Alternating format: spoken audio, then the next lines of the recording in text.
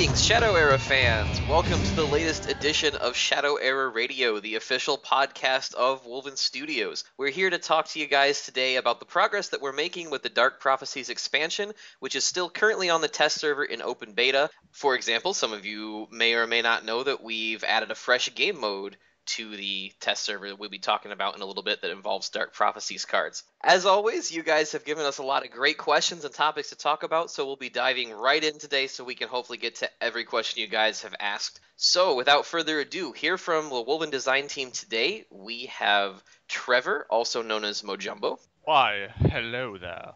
We have Gondorian, also known on the forums as Gondorian. Evening all. We have Lewis, also known on the forums as Soothslayer.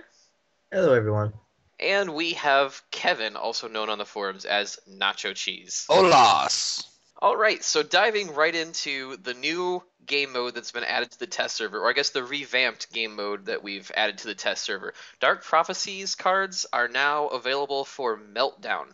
We've been playing around with this a bunch, and we hope you guys have too. And if you haven't been, go to the test server at test.shadowera.com. You can play this for free right now. It's a lot of fun.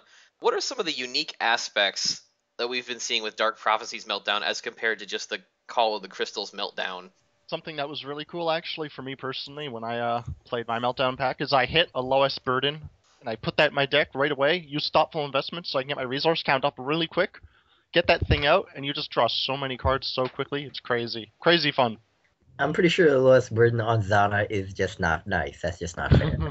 Exactly. You're suddenly not pigeonholed into like one build or class anymore. You just play whatever, and you're like, this is so much draw, and then I can like actually heal. Did you win that game? You had fun at least. He had fun, and that makes everyone I a had winner. 7 cards in my hand. So, lowest burden on Zaladar, is this the new Amber Teeth? Wow, that just might be. That sounds good. That is a pretty brutal combo. That sounds potent. I want to try that. I don't know if there is a new Amber Teeth. I mean, I'm sure there's probably something somewhere, but I don't know.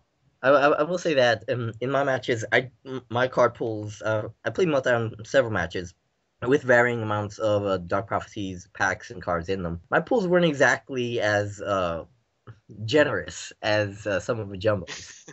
I think the best one that I pulled was a Grundler, which I did put to good work. I got some serious work out of the Grundler, but I just ran against somebody who was fortunate enough to have cycling Shadow Knights and Behemoths, limited of all things, and that was just not nice, not nice at all. That can be pretty brutal.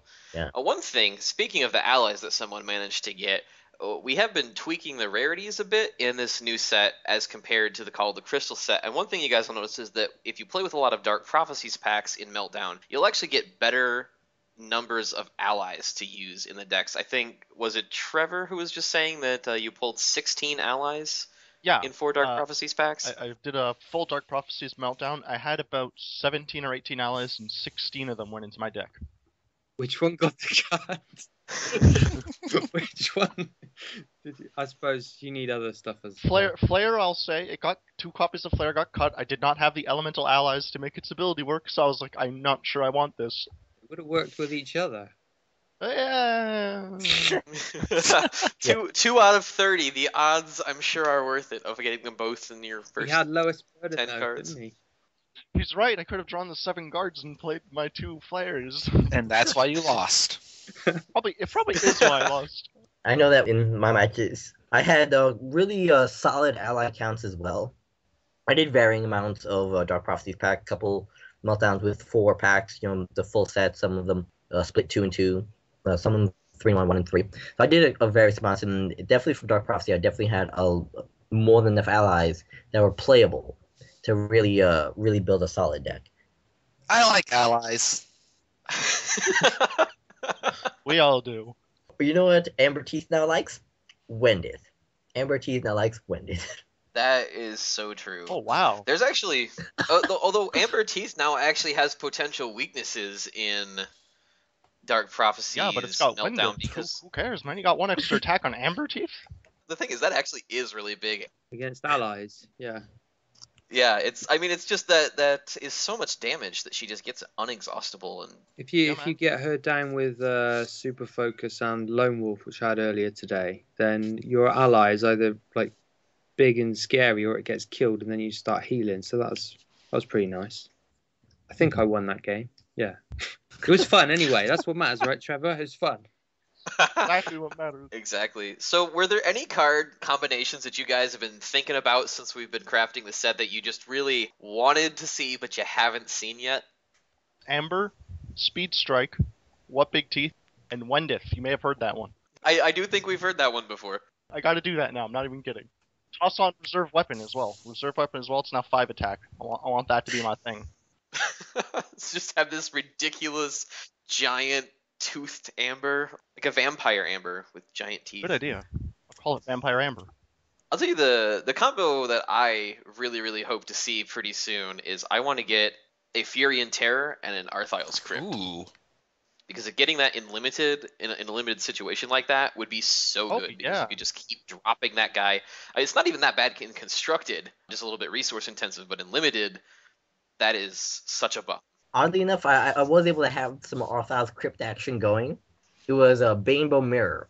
And I was using Arthile's Crypt with Night Out to draw cards. That makes good sense. And I had Arthile's Crypt and Infinity Core going at the same time. So there was no way that I was going to get milled. Not possible. I wouldn't And- mind a little Fury and Terror going on with some good Ascendant on my side of the board. Oh, that also. Yeah. Yeah, well, Very I mean, true. but at that point, it's a little bit of a win more situation because you guys have to have lived the turn to get the benefit. But that's not bad. But yeah, I was cycling Arthile's Crypt, and then like it would have been great if he didn't have an Infinity Core of his own going. That was a bit unfortunate. That sounds like a long game. You would think until he went Behemoth, and then I killed it. And then he went Behemoth, and then I killed it. And then he went Shadow Knight, and I killed it. He went Behemoth again, and I couldn't kill that. It's a good deck he has there. I know. It is, I'm like, it is. wow. I'll tell you another really great combination to get if you mix Call of the Crystals and DP packs in Meltdown would be to get an Arthile's Crypt going with an Aeon. Aeon Stormcaller just keeps hitting the board over and over and over again. You can't attack anything Now but that's him. tasty. Yeah, that would be brutal. I haven't seen that yet. I haven't been against it, and I haven't had it, but I'm crossing my fingers that when that comes down, it'll be on my side of the table. I think know, Priest of the Light as well with Arthile's Crypt. Just keep bringing him back, keep Like playing him Arthile's- and healing. And We should probably not talk so much about Arthile's Crypt because we do actually have a listener question about Arthile's Crypt later, and we're pretty much spoiling Yeah, some you're of on the our money with that answers. So let's just keep going. But Dark Prophecies Meltdown, tons of fun on the test server right now. Be sure to head over that way. Bring your friends. Have a lot of fun because it's a crazy format and we are loving it. Another thing we have coming up really soon is Season 6 of the official Shadow Era League. Gondorian, do you want to tell us a little bit about that? Sure, yeah. Season 5 ended quite a while ago because we were waiting for the Dark Prophecies to come out. Now Dark Prophecies will be hitting very soon. We will be putting sign-ups on the forum and people will be put into colour divisions as usual based on time zone. Naha will be running all of that, I hope. And the winner will win an invite to World Championships 2013 and some Shadow Crystals and a forum title and maybe some adulation. And the way the league works is kind of round robin, so whoever's in your colour division, you play them, each of them once. So I've found in the past that the league has led to probably the highest quality of competition for players. You get some really high-ranking people all having to play each other in there. So I'm looking forward to watching those games. Indeed. Before I was on the design team and I was in the league, there was a lot of fun there. In fact, I think that was the first time I ever played against Trevor, and I kind of got stomped. You know what? I think it was. I remember that one. It was a good game for me. I was against this Yes, ninja yes, duck, it and was. I took him down. I felt happy about myself. I was like, I killed a duck. Yeah. You went duck hunting.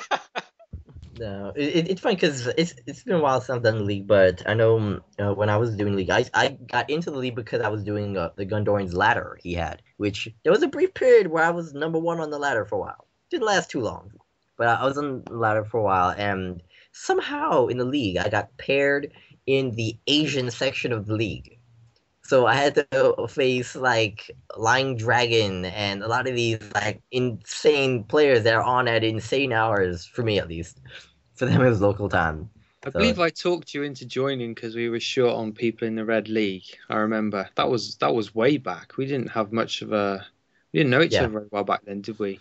I didn't even know where you were in the world. So yeah. that's probably how that came about. And you got pwned, did you? Well, not actually. I did okay, but I had some stiff competition. My goodness. And I remember way back in like season 2, season 3, that was the red leagues were crazy with the high players. There was a lot of top tournament winning players who've gone on to be multiple time crown winners and things like that playing in those leagues. And I guess the unique thing one of the other unique things is that each matchup you just can bring whatever deck you want. So for that, play 3 games, bring whatever hero you want. So there's quite a lot of scouting, I think. A lot of work to do outside the game to try and work out how to get those 3 points if you can, or 5 points depending on how we score it. So Absolutely. So really, really look forward to that. And if you're looking for more information about the league and how you can sign up and how you can get involved in it, go to the shadowera.com forums or take a look at our Facebook page and subscribe and follow that. And you will see announcements coming up in both of those places about just what you have to do and how to get involved in that exciting competition. All right, so that's sort of a recap of all the new and exciting stuff that we've got coming out or that's recently come out. So now we want to go ahead and dive right into the listener questions because, as usual, you guys have lots of stuff you want to hear us talk about, and we want to get to everybody's questions, comments, and concerns. So let's go ahead, and first up, we have BR34KPO1NT. I think that was supposed to be pronounced some other way, but I'm not entirely sure. But he wants to know, my question is, why did I not know about the podcast or the new set coming out? That's a great question, Breakpoint. We have announced it as much as we could, but now that you know about it, you can keep track of all the latest updates and what's going on our Facebook page, Shadow Era Official on Facebook. You can go to Twitter. We are at iShadowEra on Twitter. And you can always keep track of what's going on the forums and paying attention to things like this podcast. We try to put this information out in as many places as we can. So if you follow one of those sources of information, all the new announcements and interesting things coming up will go up there. One of the things right now you can actually see on the forums and on our social media sites is some preview artwork for alternate art heroes that will be coming out in Dark Prophecies. So that's pretty exciting. Be sure you check that stuff out. I think he's going to be on the forum quite a lot by the look of things. I really like Patrick Swayze avatar. That's cool. That's true. That's pretty classy. Roundhouse. Or Roadhouse. Salvage. Fail. Such a fail. Next up, Nate the Great wants to know, do you expect the Dark Prophecies set to be released before April? That is, after all, the estimated shipping date for the physical cards. Well, expect or hope. I mean, I'm hoping it comes out before my 3rd child is born, because I've got a poll running on the forum about that, and I'm giving out crystals to anybody that guesses right, and virtually everyone thinks my baby's coming first. My baby's due in 8 months. Only joking. The baby's due. So I feel anyway, sorry for your wife. I mean, We all feel sorry for Gondorian's wife. For reasons unrelated. For reasons unrelated, and the mature box gets checked. But there is the whole Apple factor to ruin things like they normally do. I bear a grudge against Apple because I lost a lot of money on the stock market. Oh my god. I mean, I love Apple. Oh no, this is going on iTunes, isn't it? Fail. Yes, it's going on iTunes. Thanks a lot. They're going to hear this. iTunes. I hate for Apple stock on iTunes. Well, if it makes them pay out a high dividend, then you know. All right, so yeah, I mean, basically, we're trying to get out as fast as possible, and hopefully it will be out soon. It should not need to be much longer, but again, we can't really give an exact date at this point because of all the moving parts and Apple approvals and all these things that have to go into that. All right, next up, Direwolven would like to know how the remaining World Championships 2013 spots are going to be determined. Who gets those and how do they qualify for them? Gondori, do you want to go ahead and knock this one out? Sure thing. Let's recap who's got a spot already. So, World Champion 2012 Eclipse has got a spot. the winners of the 3 regionals, the winter regionals, Kay, Henson, Jackie, and Monomax. And then the other, Busty won the recent Call of the Crystals official online sealed deck championship, so he's got a spot. So the ones that haven't been given out yet are number 1 in the quick match rankings, which currently I think is Real Dr. Monday.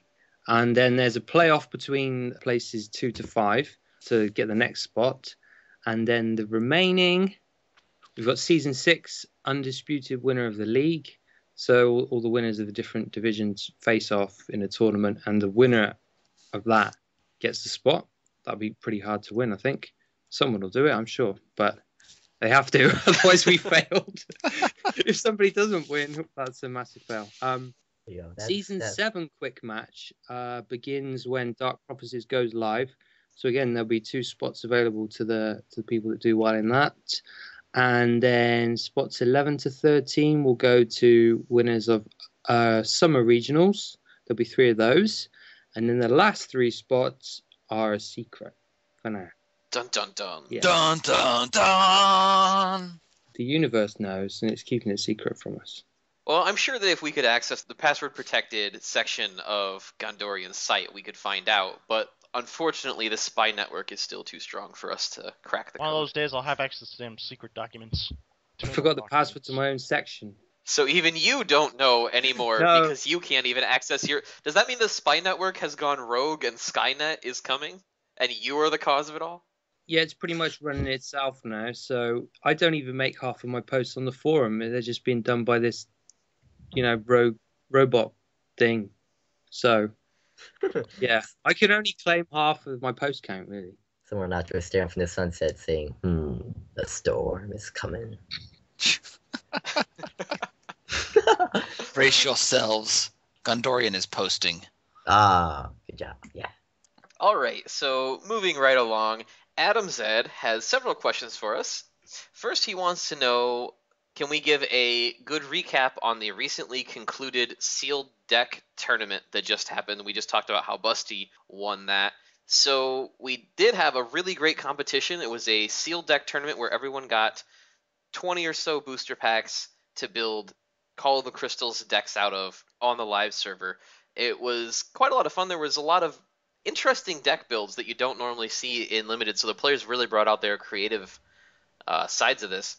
The top 3 of the grand finals of that event were Busty running a Magia Portal Fatties deck, where he just had a portal and he would just send out Shadow Knights and Plasma Behemoths and Molten Destroyers and just keep crushing his opponent under the weight of all of those fatties. He managed to win 10,000 Shadow Crystals, a Call of the Crystals physical set, and a World Championship 2013 invite. So congratulations to Busty. Really good job there. Great performance. That was a lot of fun to watch.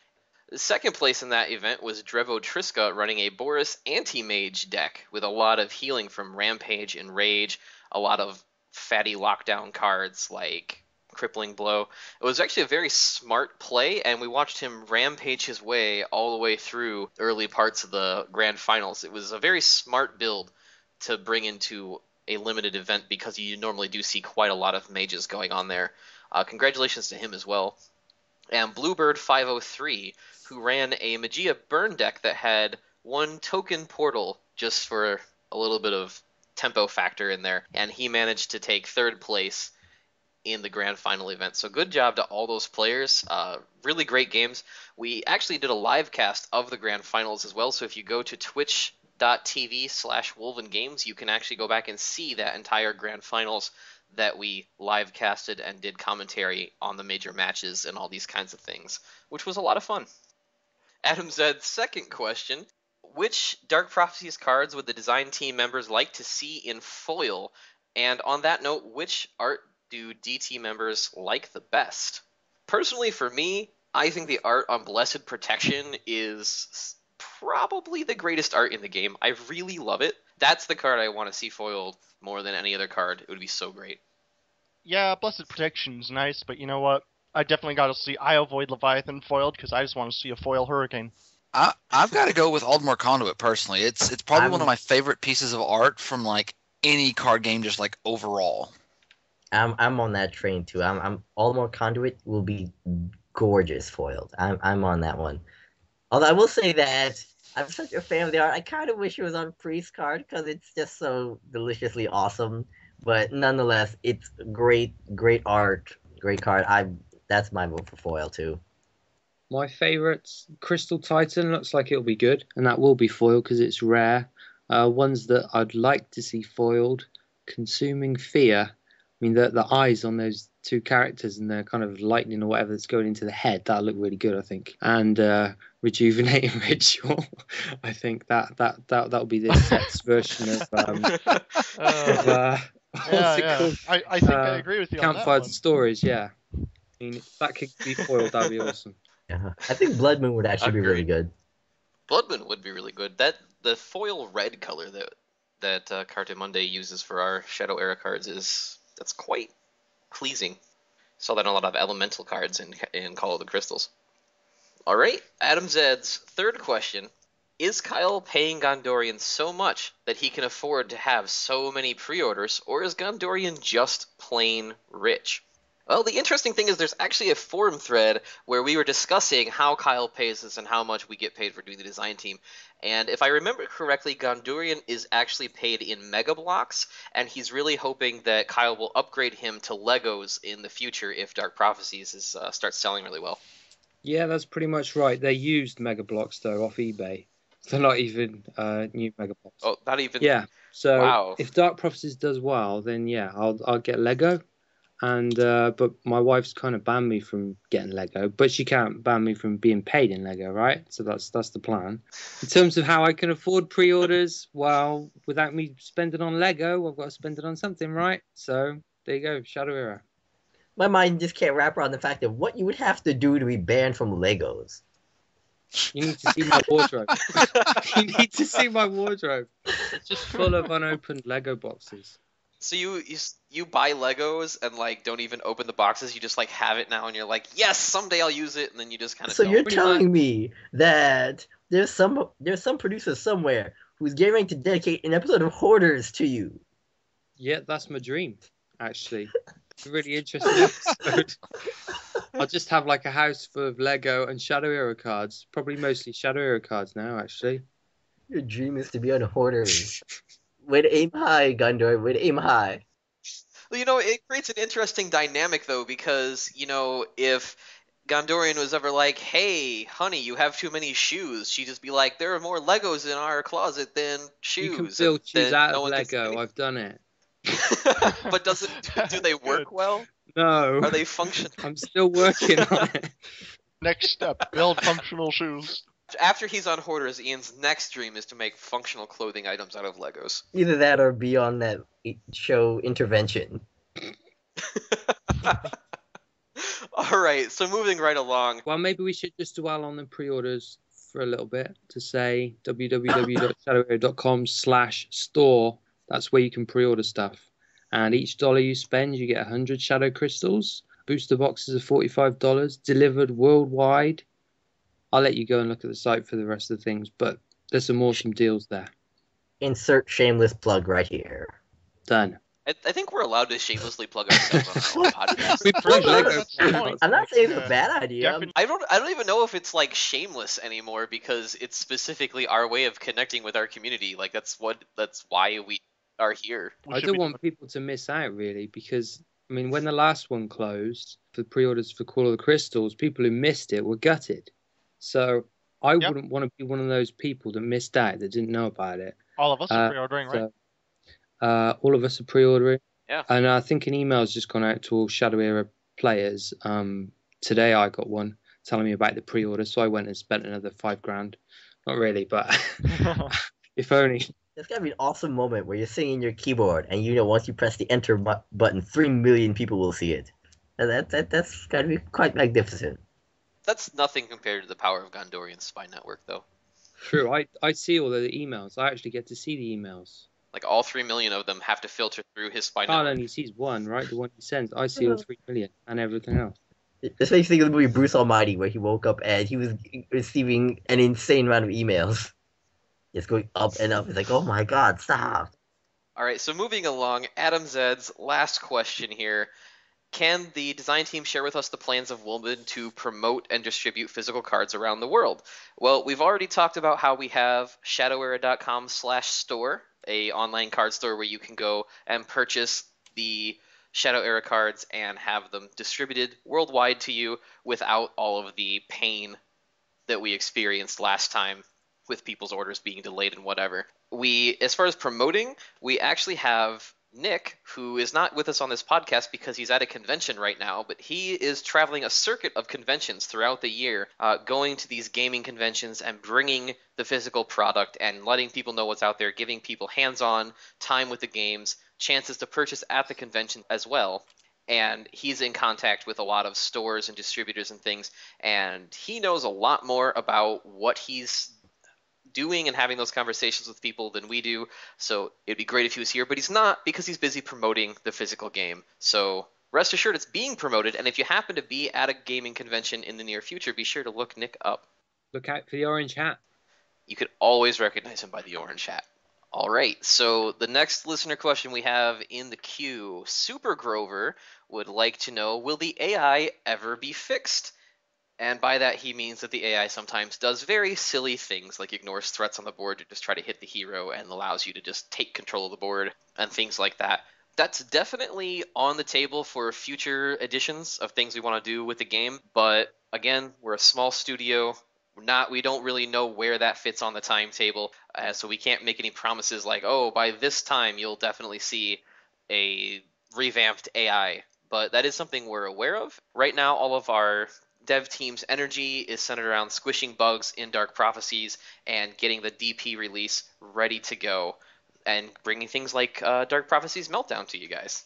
It's also worth mentioning, just a reminder for everyone, that we do have a single-player campaign coming, and some of the features of that will actually change the way the AI interacts with you. I don't want to go into a whole lot, but do understand that that's something we've taken into account, and there will definitely be some improvements in how the AI plays coming along with the campaign. Absolutely. Super Grover also wanted to know, does the design team ever get ideas from the cards that players create in the card suggestions forum? Because he thinks a lot of suggested cards would be really great to play with. You know, the short answer is yes. That's actually why the card suggestion forum is there, because a lot of people have a lot of really great ideas. In fact, we have our helpful DT intern Fallon grab those ideas and sort them for us specifically so we can give them the attention they deserve. Keep in mind, your ideas can and will help us create cards for future sets, so keep them coming. Well, one thing that's kind of funny to me is whenever we have cards we've already been designing or working on, and then we flip over and look on the forums, and it's the flip side of that. We see a card that we're already working on designing and trying to tweak, and someone just suggested to add it to the game, and it's like, oh, crap. Well, good in a way. I don't think that's an oh crap moment for me when I see that. That's sort of like we are designing cards that we think players are going to want to play with, and then if someone suggests that very card or something really close to it, that means that is something they want to play with. So that think means alike. Exactly. It means we're doing a good job. To possibly close the book on that, yes, we do keep our keen eyes on it. Yes, our intern keeps the keenest eye because we are, as the DT members, we are responsible for a lot of other things as well. But yeah, it's always fun to see the different directions you guys want to see the different classes and different factions taken in. And there are definitely some interesting ideas we've pulled from that. A lot of them are very similar stuff we were already doing already. We do keep an eye on it, and keep them coming. There's definitely some great gems in there, definitely. All right, now a question we had kind of accidentally covered a bit earlier. Indeed. Or should I say 1NDE? No, that's the right way to say it. That's a bad 1ND. joke. 1ND. 1ND. Indeed wanted to know, what is the most interesting way to use Arthile's crypt in our opinions? For me, fixing broken Shadow Knight loops is probably my favorite use for Arthile's crypt because I really like those things, the recycling of all the allies, and then when you have your opponent manages to disrupt that cycle, you can just bring it right back with Arthile's crypt, and that is just beautiful to me. For me, it's definitely recycling on summon abilities. It can be an on-summon ability like a Deathmage Stadius, Fury and Terror, Shadow Knight, what have you. I'm with Trevor on this. I really like the recycling on summon abilities. I actually used it with a warrior deck for Terra Dune not long ago and actually just kept recycling Braxnorian Veteran to recycle Crippling Blows. Yeah, there's definitely some nice ones. I mean, Meltdown's always fun with it because you can do some of the human on summons. Like Leon Seductress is a hilarious one. Just kind of keep, suppressing opponent plays. Priest of Light's always a good one as well. That +1 health and -1 Shadow G is relevant, especially if you can keep doing it over and over. So it's definitely a great suppression card, especially in limited, definitely. All right, next up, a player, which is one of my favorite names on the forums right now, wants to know what are our plans to keep bugs from multiplying at the square or cube of the code base? How are we going to jam all this good stuff in the pipeline into the game without breaking everything? And how are we going to manage the next 2 or 3 expansions? All I can say is that is an excellent question for Kyle and the dev team, and he is not here, so I cannot really give you much insight into how the game is coded because that's not what we do. But we will see if we can get Kyle to talk to you guys about that if he has time while he's coding all these things for Dark Prophecies. That's about all I can really say about that. I can add a little bit because I come from a software engineering background. Generally, it's just about coverage, really. Keep testing the different combinations and so on. I mean, this last set has gone through a long period of testing even before it hit the test server. Moving on to the next question then, KA Index would like us to introduce the new merchant mode, and Joey Boy asked if there's any possible new features that will be implemented in the near future, such as player-to-player auctions for selling foil digital cards back and forth. So player-to-player auctions, the name we're calling that is the card market.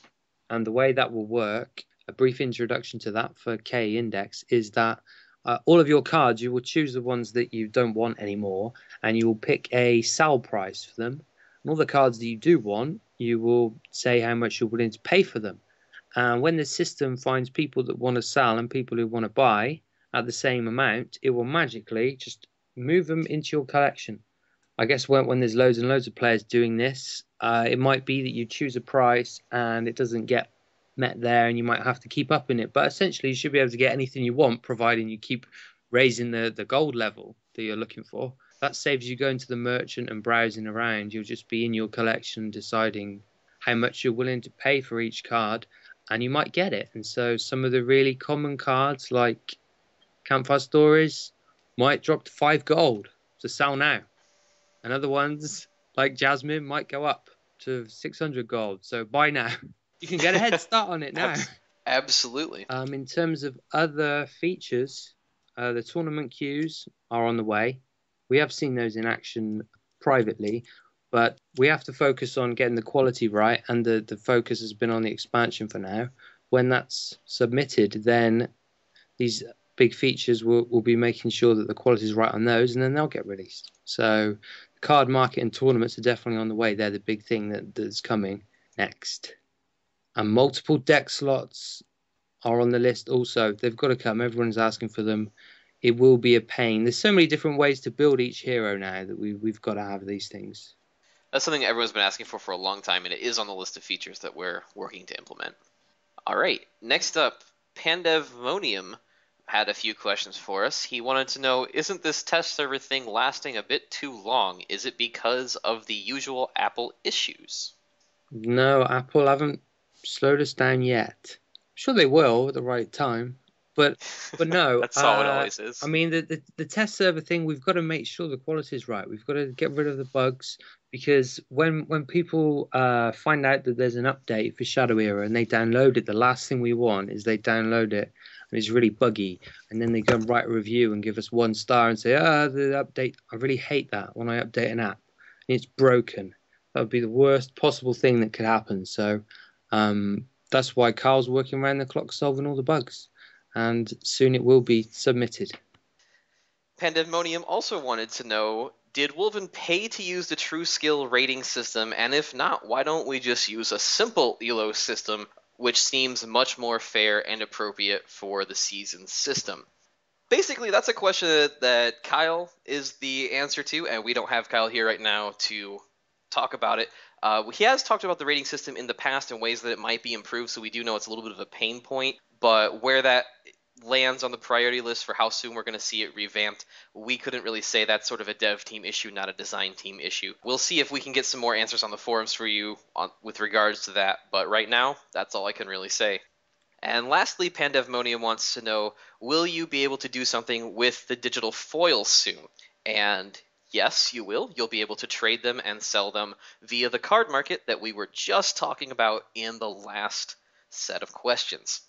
Moving right along here, we've got Plo, or PLO. I'm not really sure how I'm supposed to pronounce that, but maybe he can clear that up for us. Whenever you create a new card in the game, how do you decide what rarity it will have? What are the criteria that you use to make it common, uncommon, rare, or epic? There's actually a lot of concerns and considerations that go into that, and Lewis, why don't you tell us a little bit about some of those things that we do? Well, one of the big things that we do that impact the rarity is we have to think on a broad spectrum. Like for limited play, will you be able to have access to just those packs? We have access to all the crystals packs. How frequent should certain types of cards show up, like allies or weapons or whatnot? How frequently they should show up, and that's impacted by the rarity, common, uncommon, rare. Power level is obviously a part of that, but some of the frequency, so that the limited is a healthy format. So that's one of the big things that's also impacts it, as well as the lore, the story of the world, where some of the more pivotal characters in the world can have higher rarities because of their singular presence in the universe, so that impacts it as well. Obviously, as I mentioned, power level does impact it. Making a card like Aeon Common just kind of really messes with things, especially in the limited format. There's definitely a lot that goes into it.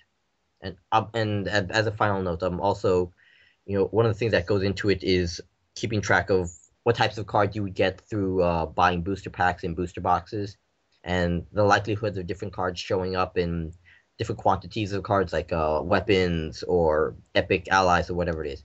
Though that all goes into play when we're calculating which cards should be rare, which cards should be common. There you have it. That is the basic overview of how you decide common, uncommon, rare, or epic. Sometimes people think that it's only based on the power levels of the card, which just isn't true. We actually want there to be powerful cards, common, uncommon, rare, and epic, so that way limited is more interesting and fun. Limited would be interesting if rarity is based on power level. Because imagine if retreat was rare. That would just make limited horrible, because there would be no removal. It's like, I hope I get my stuff first, because I can't remove anything you cast. If Fireball was rare, that would just be horrible. There would be a very interesting world. Indeed. Now, moving on, one of my favorite questioners that always asks us stuff, Praybird, wants to know, is Gondorian really the harbinger of doom? Well, I don't know where that rumor came from. Martin JF. Probably. All I can say is wait till my post count hits 13,000, and then you'll find out. Yeah, see, what I heard was that the whole Mayan calendar thing was actually a ruse created by Gondorian's spy network to throw us off the scent, and what we were really waiting for was his 13,000th post. So hopefully now that we know, we can try to avert the end of the world, but I guess we'll have to wait and see if we're successful. Yeah. Apparently Gondorian's calendars run a little bit slow. He's still waiting for the December. Also, speaking of Martin JF, he asked us, why don't you kick Gondorian off the podcast? Everything is his fault, plus he cheats. I'm pretty offended by that. Why is it everybody singled me out anyway? But this guy, he's got it in for me real bad. And I think we need to sort this out once and for all. So I'll be meeting him in a parking lot near him soon, or on the Shadow Era battlefield or something, and we'll sort this out, because this is just crazy. That sounds intense. I'm actually pretty surprised that someone would blatantly challenge the Gondorian spy network. I would be frightened if I were. Challenging a Gondorian. harbinger of doom. Exactly. That cannot go well. And he's so Gondorian. young as well. I think he's just overconfident. I think he realizes, the power of my spy network and all of that. Once I find that password, I'll be able to find that parking lot, and I'll be waiting. Gondorian counter challenges to a back alley brawl. Yeah. That's Basically. how he rolls, folks. Basically, don't make light of this. This guy's been on my case for weeks now, and it's really... Yes, children, that is the exact correct path to problem solving. Back alley brawls. And the two cards that he designed as well are terrible, by the way. Dimension Ripper, rubbish. And what's the other one? Wrath of the Forest, who uses that? Get real. This is the Wolven Design Team. We love our community, as you can He tell. said he's leaving the community anyway. He did say this. It's true. Oh, so I guess that's true. So as soon as he leaves the community, we don't care about him. Yep, I get yep. it. Basically, yeah. All right, moving right along from this slippery slope. Indeed also wanted to know, I missed one of his questions here, sorry about that. He had a match where, for 4 turns, him and his opponent each played a Laerian Seductress, targeting each other's Seductresses to try to gain board control. He wants to know, what's the lore behind this, and what happened in that battle thematically? Well, I can answer this one. You see, when a seductress makes eye contact with another seductress on the battlefield, there can only Maybe ever the be board. one possible outcome.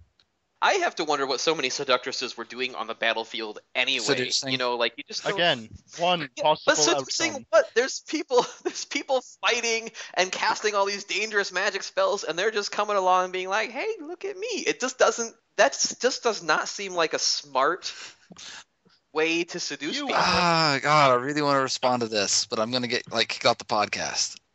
Well, hey, Jasmine's been doing it forever. Mm-hmm. All right, I guess everyone just wants to leave that one alone, so we'll just move on to the next question. There is nothing child friendly that we can say. I think I got it with the one possible outcome. We all know what that is. Yes, little seductresses. Moving right along. And our last question of the day comes also from a player whose name is a player, and that is very confusing when not read in text. What is it like on the other side of the table from us, the regular players? Do you feel like Sisyphus, eternally struggling to roll a boulder up a hill only to have it struck down when you near the summit? Yes. Yes. It is very epic like that in ways that I'm not sure how to create a metaphor That for. dude had it easy. Did he ever have someone called Martin JF on his case every day? No. Rolling a boulder up. You know, It's tough, man. Kandorian Was holds he grudge. paid in Mega Blocks? Used Mega Blocks? Don't think so. I actually heard that he was paid in Legos. What? Yeah, That's no fair. that's right. That boulder was totally worth it because it was made out of Legos. All right, well, that just about does it for our time for this episode. So hope you guys had fun listening to us, and be sure to go out to the test server and check out the new Dark Prophecies Meltdown.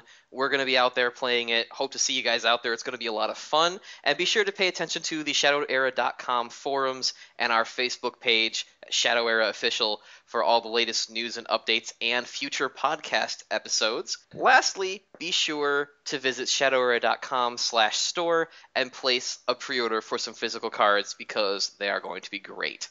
Until next time, thanks for tuning in to Shadow Era Radio, where the drinks are cold, the snakes are hot, and the OP-ness is never censored. And remember, kids, never run with scissors.